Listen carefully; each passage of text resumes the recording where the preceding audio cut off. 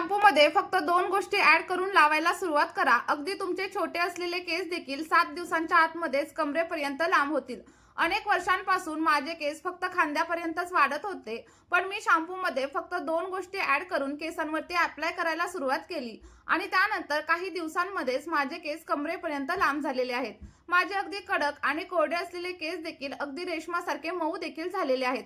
हे फक्त केसांना मऊ आणि लांबच बनवत नाही, तर फक्त शॅम्पू केल्यामुळेच तुमच्या केसांमध्ये रंग देखील येणार आहे.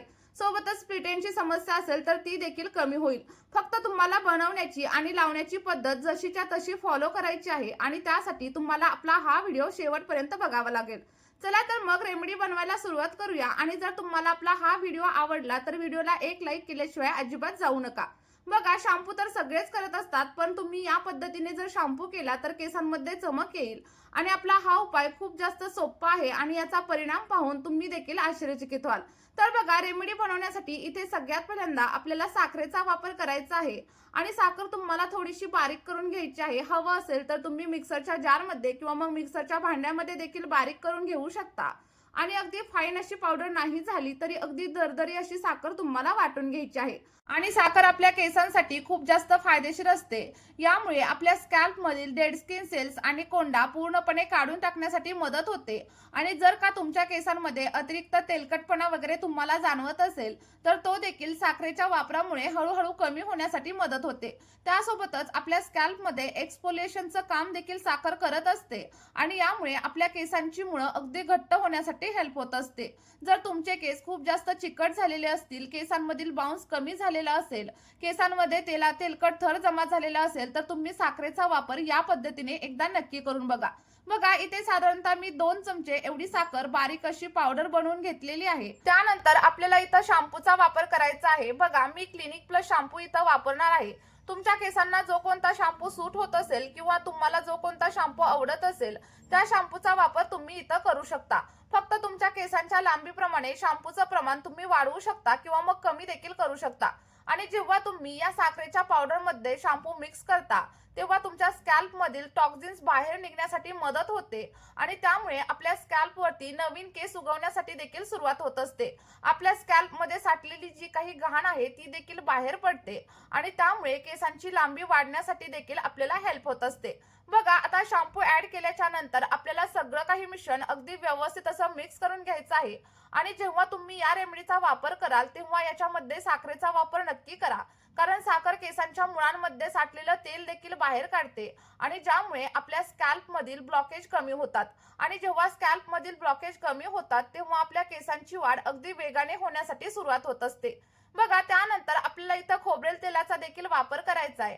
आणि तुमच्यापैकी अनेक लोकांना माहित असेल की खोबरेल तेलाचा नियमित वापर केल्याने आपले केस लवकर पांढरे देखील अजिबात होत नाहीत आणि हे तेल केसांना खूप मजबूती देखील देत असतं. पण तुम्ही जर विचार करत असाल की शॅम्पू करताना तेलाचा काय उपयोग, तर ते देखील मी तुम्हाला पुढे सांगणार आहे आणि तुम्ही देखील त्याच्याशी रिलेट नक्कीच करू शकता की शॅम्पू केल्यानंतर आणि केस टॉवेलने पुसल्यानंतर टॉवेल अगदी केसांनी भरून जातो आणि ते पाहून तुम्हाला असं वाटतं की आता आपलं टक्कल पडणार आहे. तर आता तुम्हाला निराश होण्याची अजिबात गरज नाहीये, कारण ही समस्या आजकाल खूप जास्त सामान्य झालेली आहे आणि आजची आपली ही रेमेडी तुम्हाला या समस्येपासून देखील आराम देणार आहे. आणि आपल्या या रेमेडीची सगळ्यात चांगली गोष्ट म्हणजे यासाठी तुम्हाला जास्त वेळ देखील अजिबात द्यावा लागणार नाही आणि त्यासोबतच कोणताही हेअर पॅक केसांवरती अप्लाय करून तासनतास वाट देखील अजिबात पाहावी लागणार नाही.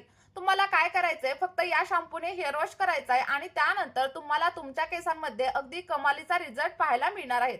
यामुळे केस अगदी सिल्की होणार आहेत, सॉफ्ट होणार आहेत आणि त्यासोबतच केसांवरती एक वेगळ्याच प्रकारची चमक येण्यासाठी देखील हेल्प होणार आहे. त्यामुळे मी सांगितलेल्या पद्धतीने ही रेमेडी तुम्ही नक्की वापरून बघा. बघा, त्यानंतर आपण याच्यामध्ये ॲलोवेरा जेलचा देखील वापर करणार आहे.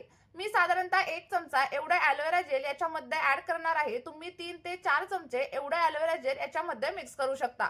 ज्यांचे केस खूप जास्त कडक आहेत, कोरडे आहेत आणि केस वाढले तरी देखील खाली जाऊन केसांना फाटे वगैरे फुटत असतील, म्हणजेच केसांमध्ये स्प्लिट एंड्स वगैरे येत असतील आणि केस विंचरताना ढिगभर केस खाली पडत असतील, सोबतच केस मधूनच तुटत वगैरे असतील ना, तर अशा सगळ्या समस्या कमी करण्यासाठी ॲलोवेरा आपल्याला हेल्प करत असते. जर तुम्हाला केसांशी संबंधित बऱ्याच समस्या कमी करायच्या असतील तर तुम्ही या रेमेडीमध्ये ॲलोवेरा जेलचा वापर नक्की करा.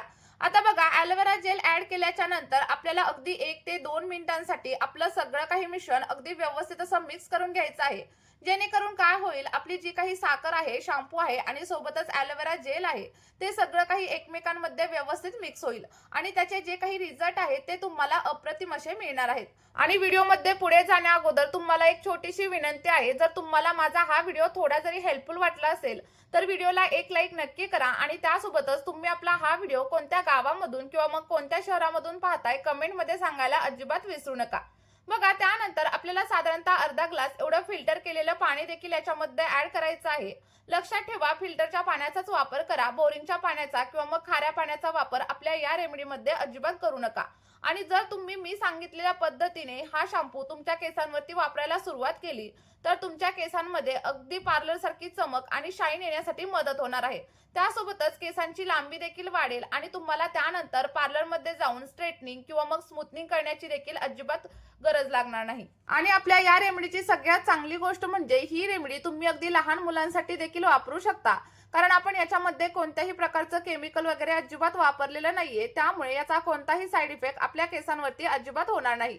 आता बघा, एक बोनस टिप देखील मी तुम्हाला पुढे सांगणार आहे, ज्यामुळे तुमच्या केसांना आणखी जास्त फायदा होणार आहे. ज्या लोकांना पांढरे केस होण्याची समस्या वगैरे जाणवत असेल ना, तर त्या लोकांनी हा उपाय नक्की ट्राय करा. अगदी आजकाल लहान मुलांचे केस देखील पांढरे होण्यासाठी सुरुवात झालेली आहे आणि अशा वेळी आपल्याला डाय वगैरे देखील अजिबात करता येत नाही. तर यावेळी काय करायचंय की आपल्याला थोडीशी हळद घ्यायची आहे आणि तिला व्यवस्थित असं भाजून घ्यायचं आहे.